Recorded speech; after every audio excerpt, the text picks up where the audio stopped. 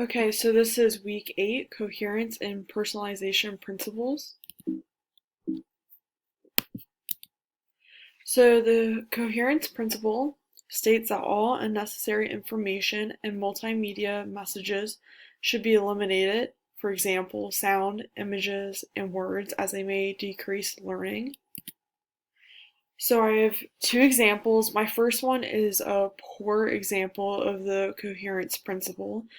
And my second example is a better example of the coherence principle. So the first example is overcrowded. It needs more negative space and it overwhelms the eye and mind, and it does not achieve the balance between graphics and text. So you can look back at it. You can see there's very small space between the text and graphics. Um, it just feels very clustered and it's all in black and white, so it kind of adds to that feeling.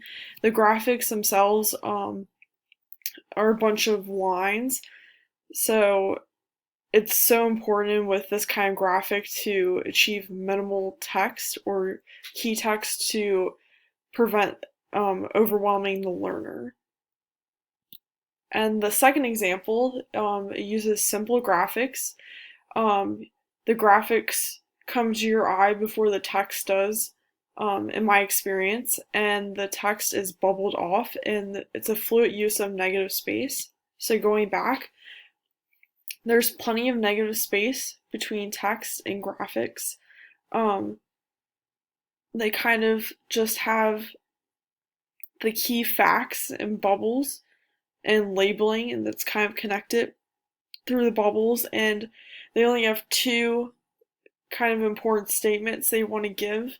So this is kind of really easy for a learner to go through and pull out the really important information and understand um, the creator's main content and points of making this infographic compared to this one, which is a lot to go through and it's very time consuming for the learner to digest all the information.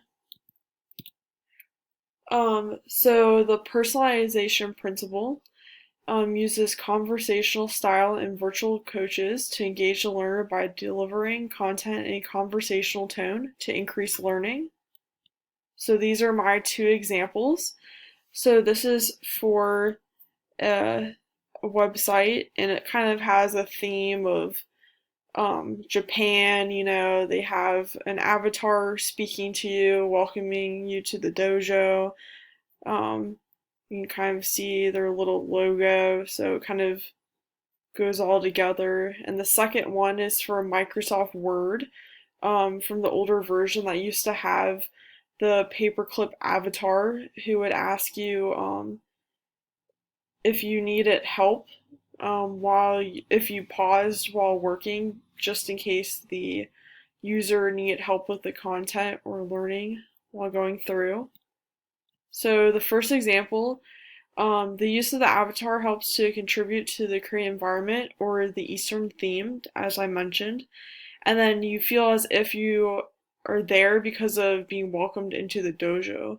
So it kind of transforms the space into their website's aesthetic for you. And the second example, the avatar directly speaks to the user, also carries a conversational tone with the user. Character itself's kind of, since it's a cartoon, it's kind of fun. It gives off a lighthearted feeling, and it's there to help direct the user. So how to apply both principles. So it's important to include only core and valuable content. Um, Avoid using unnecessary and not meaningful text or graphics, and having a balance between negative space and content. So this is going back to that first principle. That's just really important, that you don't want to overwhelm the learner. You kind of just want everything that's important right there for them, minimize it, and just have them take away the key things that you want them to have. Because if it's too much information, they're going to altogether end up not looking at any of it, and maybe being confused by it. And then for the second principle, um, Using an avatar in more informal speech can help the learner feel engaged. However, the text cannot be too informal, um, which is really important, striking that balance between having it informal but not too informal. And then finally, using the use of avatar in speech can contribute to the website's aesthetic. As mentioned earlier, the image with the dojo and the avatar kind of help contribute to that Eastern themed feeling. So that can really help transform a website, take it the extra step. But that is all I have to discuss about these two principles.